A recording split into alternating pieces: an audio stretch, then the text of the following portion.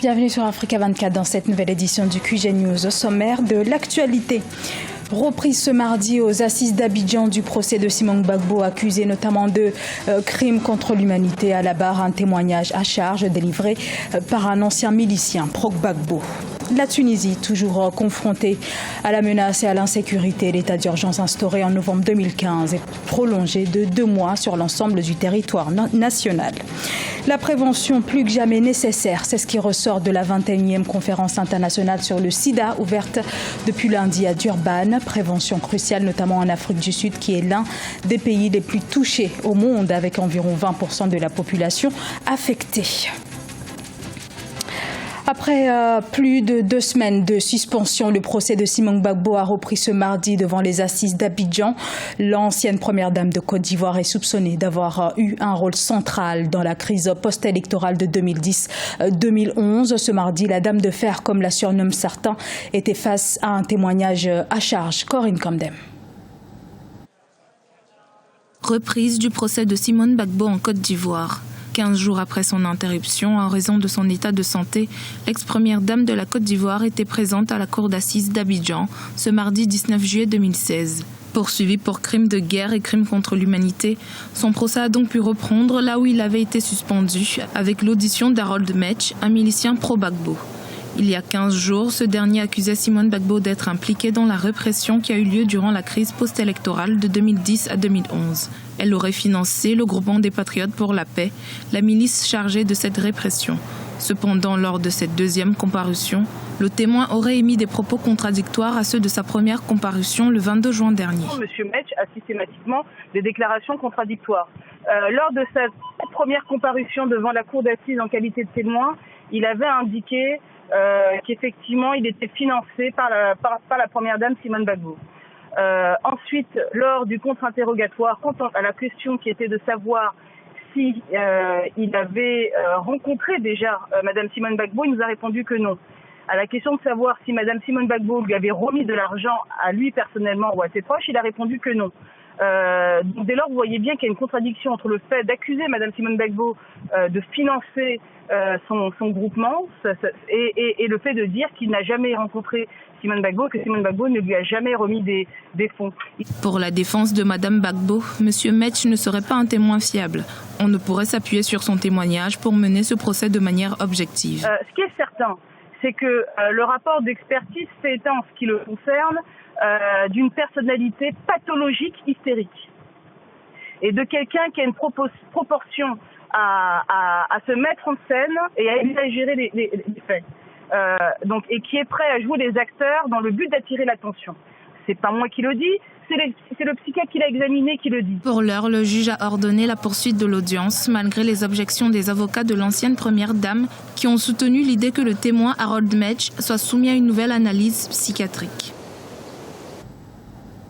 En Tunisie, l'état d'urgence instauré en novembre 2015 à la suite de l'attaque du bus de la garde présidentielle est prolongé de 2 mois dans le collimateur des autorités tunisiennes. La progression rapide de l'État islamique chez le voisin libyen, de quoi faire craindre que cette insécurité ne déborde sur les territoires tunisiens. Birama Saounera. En Tunisie, l'état d'urgence a été prolongé de 2 mois à compter du 21 juillet 2016. Il a été instauré le 24 novembre 2015 à la suite d'un attentat-suicide contre la garde présidentielle à Tunis. En 2015, le pays a été frappé par 3 attentats majeurs revendiqués par l'État islamique. Depuis lors, la menace terroriste persiste malgré les nombreuses mesures prises par le gouvernement. La question de sécurité en Tunisie est très fragile et que le secteur du tourisme est très fragilisé par l'insécurité. Donc c'est tout à fait normal que le président tunisien a pris la décision de prolonger l'état d'urgence comme moyen de combattre l'insécurité dans le pays. Depuis 2011, la Tunisie peine à se stabiliser avec des manifestations qui dégénèrent régulièrement en violence. L'état d'urgence instauré par le gouvernement témoigne de la volonté de l'État de poursuivre également la lutte contre le terrorisme. Cette mesure d'exception donne plus de possibilités d'intervention aux forces de sécurité. C'est vrai, les Tunisiens n'ont pas accepté l'état d'urgence pour l'éternité. Mais tant qu'il y a du conflit libyen, il y a de l'insécurité du Tunisien, il y a le secteur du tourisme qui souffre de les conséquences des attentats meurtriers qui étaient commis soit à Sousse, soit d'autres endroits en Tunisie, alors la plupart des Tunisiens, je pense, ils acceptent cette situation d'exception pour combattre l'insécurité et surtout pour combattre le terrorisme. C'est la 5e prolongation de l'état d'urgence en Tunisie depuis novembre 2015. La mesure d'exception permet aux autorités d'améliorer les conditions de sécurité du pays.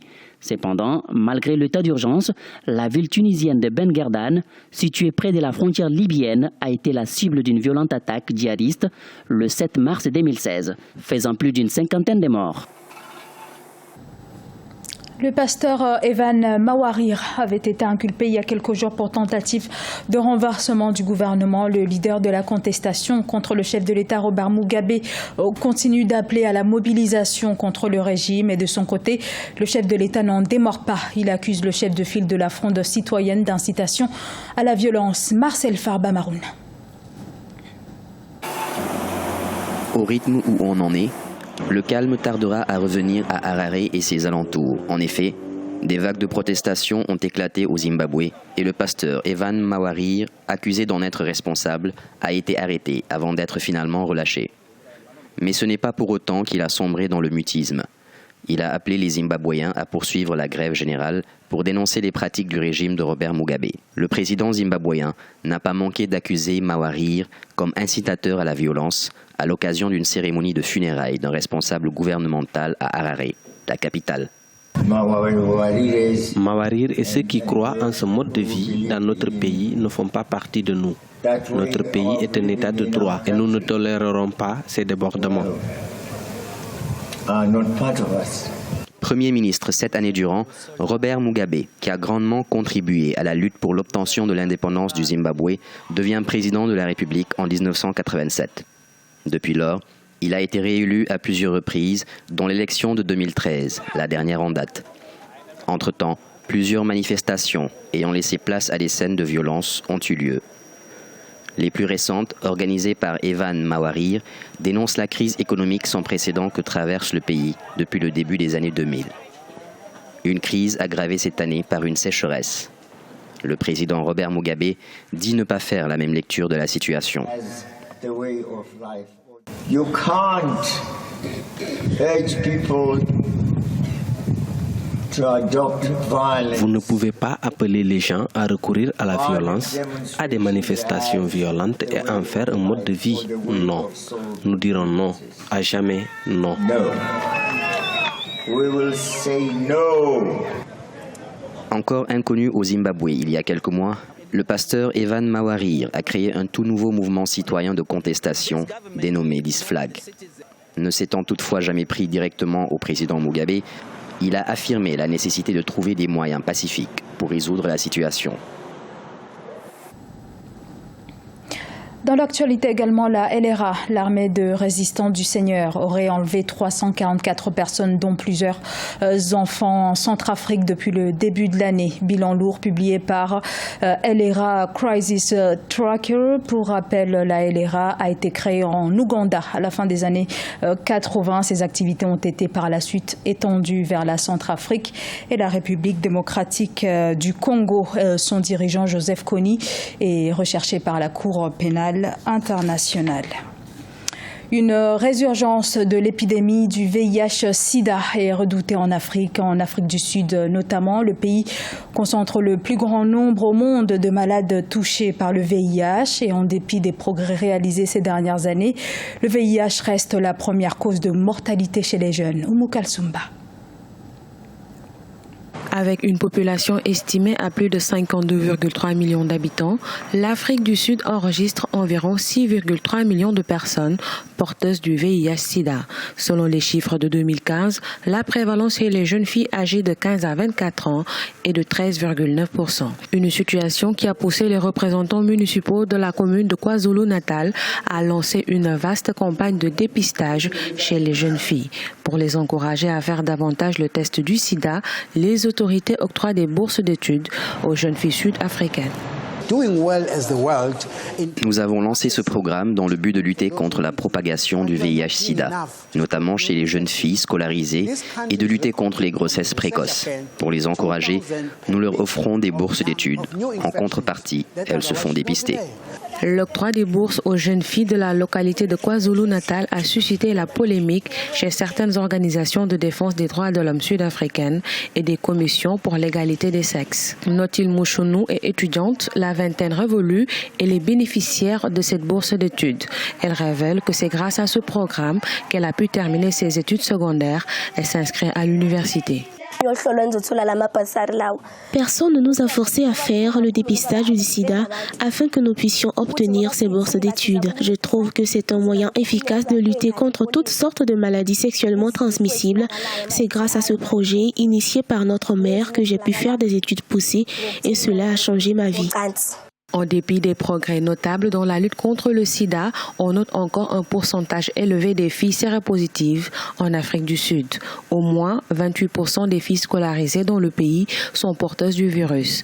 En ce qui concerne les élèves garçons, seuls 4% d'entre eux sont séropositifs. C'était le journal de la rédaction. Merci à vous de l'avoir suivi. Dans un instant, une nouvelle édition de l'information sur Africa 24.